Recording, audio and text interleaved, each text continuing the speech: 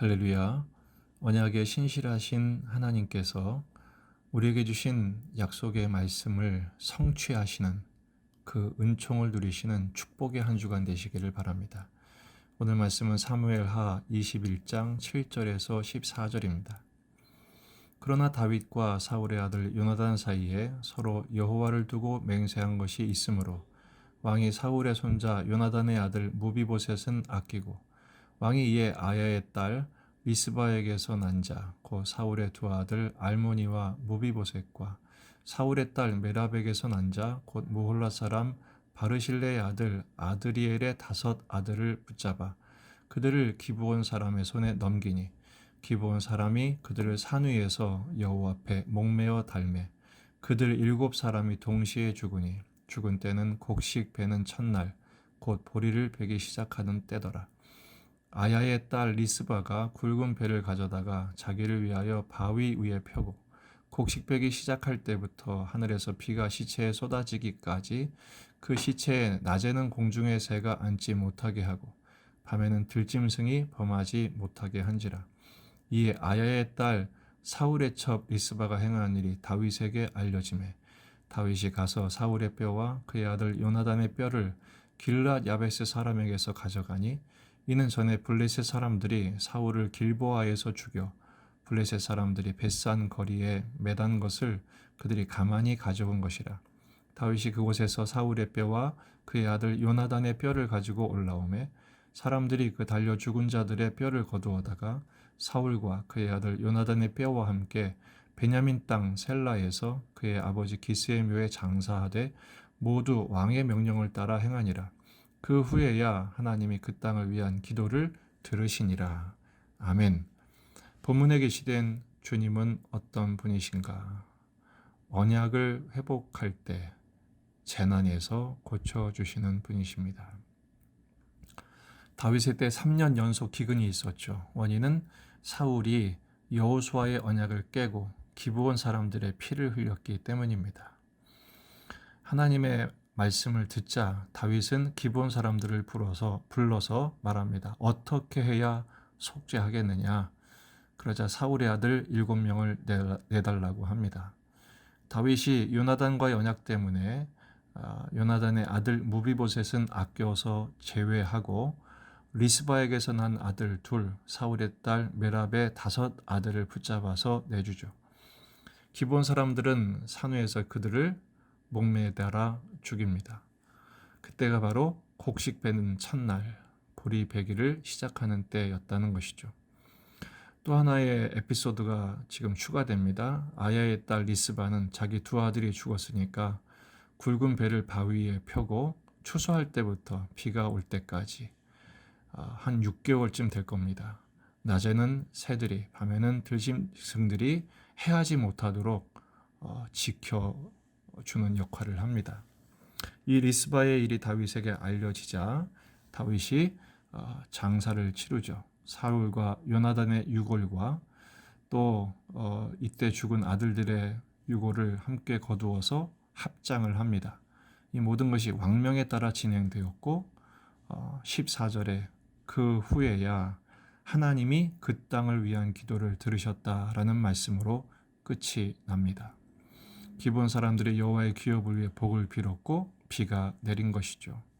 오늘 본문을 통해서 우리는 3가지의 초점을 생각해 볼 수 있습니다. 첫 번째는 하나님은 언약에 신실하신 분이라는 겁니다.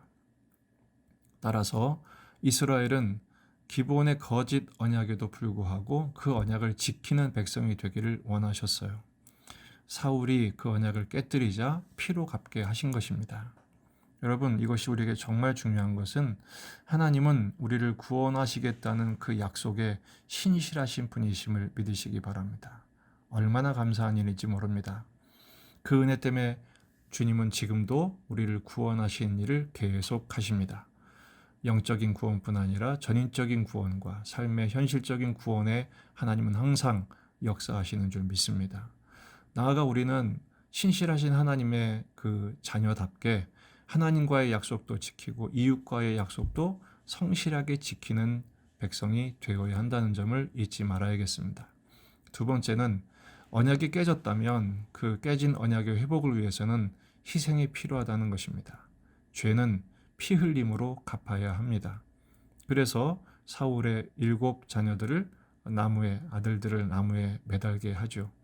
이런 장면, 나무에 달린 그 아들들의 죽음, 바로 예수 그리스도의 대속적인 죽음의 이미지를 생각나게 합니다. 나무에 달린 자마다 저주받은 자인데 우리가 달려야 할 그 저주의 나무에 예수님이 대신 달려 죽어 주신 것입니다. 뿐만 아니라 우리도 그 예수님의 뒤를 따라 불순종하고 언약에 불성실한 우리 자신을 매달아야 합니다. 갈라디아서 5장 24절, 그리스도 예수의 사람들은 육체와 함께 그 정욕과 탐심을 십자가에 못 박았느니라. 우리는 매일 우리 자신을 십자가에 못 박는 삶을 실천해야 합니다. 세 번째는 깨진 언약의 회복은 자비와 긍휼이 항상 포함되어야 한다는 것입니다. 리스바의 이야기가 포함된 이유는 다윗의 왕국을 설명하기 위함이죠. 다윗의 왕국의 통치의 근간은 하나님의 자비와 긍휼입니다. 아들들의 시체를 지키는 여인 리스바의 모습, 6개월 동안 얼마나 고단했겠습니까? 그 모습은 바로 우리를 향한 하나님의 자비와 긍휼의 마음을 담아내고 있는 것입니다. 아들을 잃은 어머니의 눈물 나는 그 돌봄, 우리를 불쌍히 여기시는 하나님의 마음을 설명하는 것이죠. 누가복음에 나오는 집 나간 둘째 아들을 동구 밖에 나와 지키시는 아버지의 모습, 아마도 나간 그날부터 나와서 기다렸을 거예요. 아들이 돌아올 때 누가 먼저 발견합니까? 아버지가 먼저 발견하시죠. 그렇습니다. 그 하나님 아버지의 사랑과 그 자비와 긍휼이 오늘 우리와 함께 있음을 믿으십시다. 재난당한 자와 함께 있음을 믿으시고 위로받으시기를 바랍니다. 결국 이 일이 있은 후에 기브온이 여호와의 기업을 위해서 축복하자 비가 내리게 되죠. 기도를 들으시는 순간, 바로 희생과 자비가 채워져 언약이 회복되는 순간이기도 합니다. 하나님의 언약의 성취인 십자가의 사랑이 우리에게 들어온 순간이기도 하죠.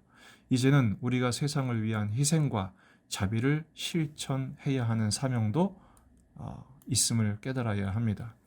갈라디아서 2장 20절, 내가 그리스도와 함께 십자가에 못 박혔나니 그런즉 이제는 내가 사는 것이 아니요 오직 내 안에 그리스도께서 사시는 것이라. 이제 내가 육체 가운데 사는 것은 나를 사랑하사 나를 위하여 자기 자신을 버리신 하나님의 아들을 믿는 믿음 안에서 사는 것이라. 어제 우리가 묵상한 말씀 잘 믿자, 믿음이 자라나자.